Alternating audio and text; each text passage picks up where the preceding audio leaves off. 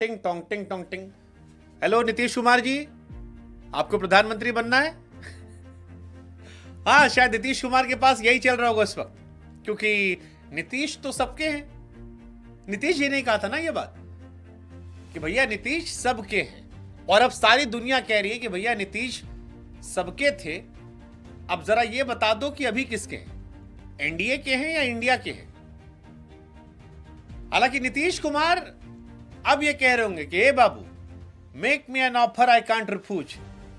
ऐसा कोई ऑफर दीजिए जिसे हम रिफ्यूज ना कर पाए, क्योंकि आप किंग मेकर तो बाबू हम हैं। वैसे सियासत का ये बड़ा अजीबो गरीब दस्तूर है कि साल 2019 में जिस चंद्रबाबू नायडू ने सारे विपक्ष के नेताओं को बीजेपी और मोदी के खिलाफ इकट्ठा किया था, वो और साल 2023-24 में जिस नीतीश कुमार ने सारे विपक्ष के नेताओं को इकट्ठा करके पटना में पहली इंडिया की बैठक करवाई थी, वो ये तय करेंगे कि प्रधानमंत्री नरेंद्र मोदी बनेंगे एनडीए से या इंडिया से कोई प्रधानमंत्री बनेगा। गजब है सियासत तक है।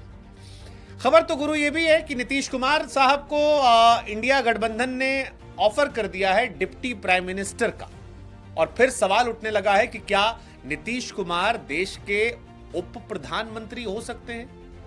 आप सब जानते हैं कि नीतीश कुमार के दिल में प्रधानमंत्री शब्द को लेकर हिचकोले बहुत पहले से आते रहे। 2014 में भी नीतीश कुमार प्रधानमंत्री बनने का ख्वाब लेकर ही इधर से उधर डोलने लगे थे, और उसी के बाद उनको वो उपाधि दी गई थी जिसमें कहा गया था कि वो सबके हैं। जो उनको पसंद करते हैं वो सबके कहते हैं, जो नापसंद करते हैं वो कहते हैं पलटू राम है।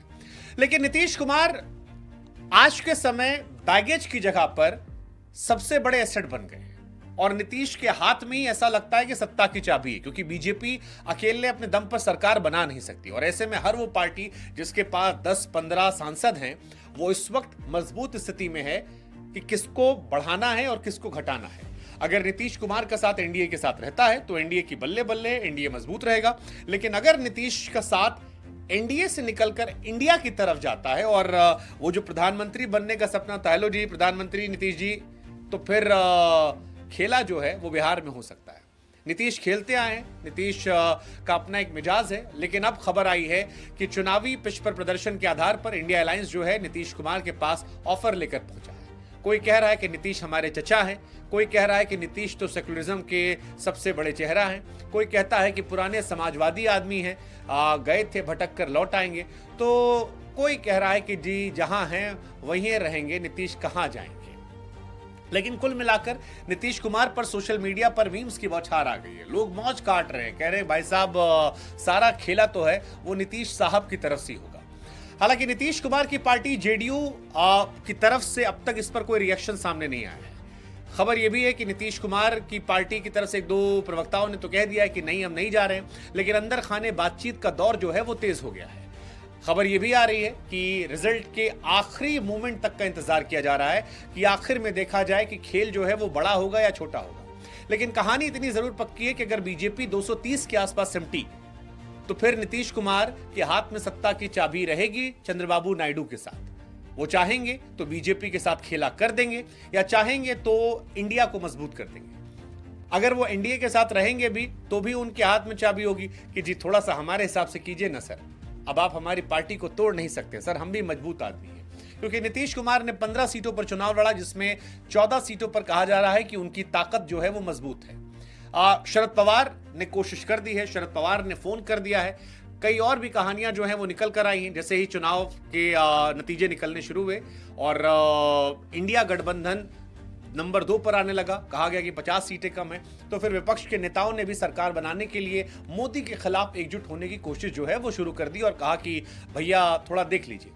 नीतीश डिप्टी पीएम का ऑफर कहा जा रहा है। नीतीश फिलहाल 18 साल से कुर्सी पर काबिज है, 2005 से लेकर 2014 तक वो सीएम रहे हैं। उसके बाद फिर बीच में थोड़ा ब्रेक हुआ था, फिर वापस वो सीएम बन चुके हैं। 73 साल के नीतीश कुमार की तबीयत थोड़ी थोड़ी खराब रहती है, लेकिन इन सब के बीच में नीतीश का ट्रैक रिकॉर्ड ये कहता है कि वो इधर से उधर जाने में ज्यादा वक्त नहीं लेते हैं। 2014 में बीजेपी से अलग होकर चुनाव लड़ा था प्रधानमंत्री बनने के लिए, उस वक्त वो हारे, फिर इस्तीफा दिया। 15 में वापस आए, जीते आरजेडी के साथ, उसके बाद 17 में असंतुष्ट हुए, फिर खिसक गए बीजेपी के पास, फिर एक बार नाराज हुए और इस बार कहानी जो है वो फिर आ गई है। 17 में बीजेपी से हाथ मिलाया था, बाजी मारी थी, सरकार बनाई थी, मुख्यमंत्री बने थे, लेकिन 2022 में नीतीश कुमार ने फिर असंतोष के बाद एक बार फिर पलटी मार दी थी।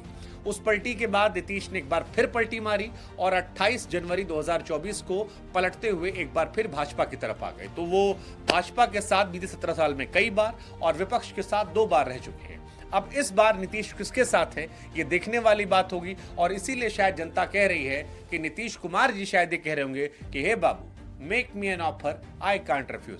ऐसा कोई ऑफर दो जिसे हम नकार ना पाएं, क्योंकि सियासत में कुछ भी असंभव नहीं होता, हर चीज के पीछे वजह होती है और अगर ऑफर बढ़िया होता है तो कहानी सारी हो सकती है। वैसे भी बिहार खेल खेलने में बड़ा माहिर है और सियासत में नीतीश कुमार के बारे में कहा जाता है, या लालू यादव ने एक जमाने में कहा था कि नीतीश के पेट में भी दांत है।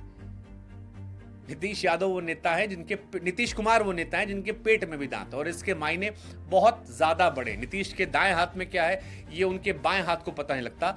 यानी नीतीश कुमार पॉलिटिक्स के मंझे मझाए नेता हैं। अब ये मंझे मझाए नेता के हाथ में जब ये सियासत की चाबी जाती है तो बिहार, यूपी से लेकर देश की सियासत किस ओर जाएगी, इस पर हमारी नजर रहेगी। लेकिन आपको क्या लगता है कि नीतीश कुमार किसके हैं? एनडीए के हैं, इंडिया के हैं? नीतीश कुमार के दम पर कौन पीएम बनेगा? मोदी जी, राहुल जी या खुद